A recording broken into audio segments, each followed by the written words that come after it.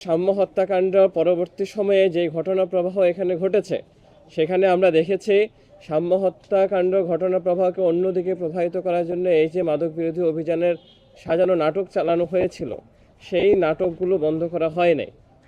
এই যে উদ্যানের যে উন্মুক্ত স্থান জনগণের জন্য উন্মুক্ত করা ছিল,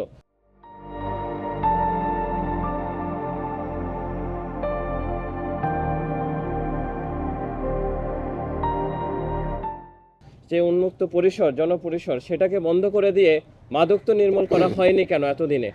গত সাম্য হত্যাকাণ্ড পরবর্তী সময়ে যে দীর্ঘ সময় পার হয়েছে, সেই সময়ে শাহবাগ থানার অতি নিকটে এই ধরনের মাদক সিন্ডিকেট কিভাবে এতদিন দীর্ঘায়িত হয়?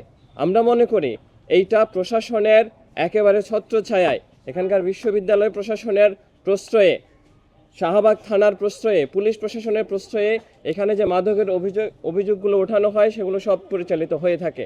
দ্বিতীয়ত, সোহরাওয়ার্দী উদ্যান কোনো গোপনীয় জায়গা নয়, এটা একটা পাবলিক প্লেস। এখানে নানা ধরনের সাংস্কৃতিক কর্মকাণ্ড পরিচালিত হয়, মানুষজন ঘুরতে আসে, স্বাধীনতা জাদুঘর আছে, মানুষ সেখানে ঘুরতে আসে, পরিদর্শন করতে আসে। ফলে এটাকে বন্ধ করে দিয়ে এই সমস্যার সমাধান হবে বলে আমরা মনে করি না। এর আগে যে গণপূর্ত মন্ত্রণালয়ের দায়িত্বে যিনি ছিলেন, আসিফ মাহমুদ সজীব ভুঁইয়া, তিনি কোনো ধরনের এখানকার কার্যকর উদ্যোগ না নিয়ে সোহরাওয়ার্দী উদ্যানের টিএসসি গেট বন্ধ করে দিয়েছেন। বন্ধ করে দেওয়ার ফলে কিন্তু এতদিনেও কিন্তু মাদকের সিন্ডিকেট কিন্তু সেখানে বন্ধ হয় নাই। উল্টো দিকে যে সাধারণ মানুষ এখানে ঘুরতে আসে, সাধারণ মানুষ যখন তার রিক্রিয়েশনের জন্য অন্য কোনো জায়গা ঢাকা শহরে নাই, আপনারা জানেন, এখানে যখন আসে তাদেরকে নানাভাবে হেনস্থা করার মধ্য দিয়ে তাদের ফায়দা হাসিল করে। ফলে আমরা স্পষ্ট করে বলতে চাই, মাদকের বিরুদ্ধে যে অভিযান চলছে সেই অভিযানের আমরা বিরোধিতা করছি না।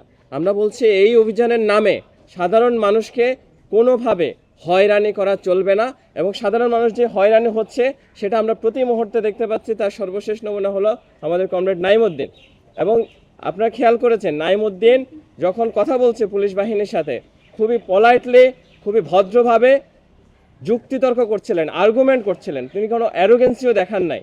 ফলে তার সাথে যুক্তিতর্ক করতে না পেরে তাকে যেভাবে ঊর্ধ্বতন পুলিশ কর্মকর্তার সামনে থেকে কনস্টেবল কেড়ে নিয়ে যেভাবে মারলো, তার পরবর্তী সময়ে ওই মাসুদের তো মাটির নিচে যায় লুকানোর কথা ছিল।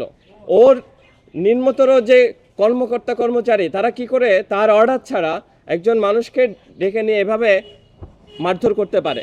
ফলে আমরা বলতে চাই, এটা ডিসি মাসুদের একদম প্রত্যক্ষ মদদে এই কর্মকাণ্ডগুলো হয়েছে।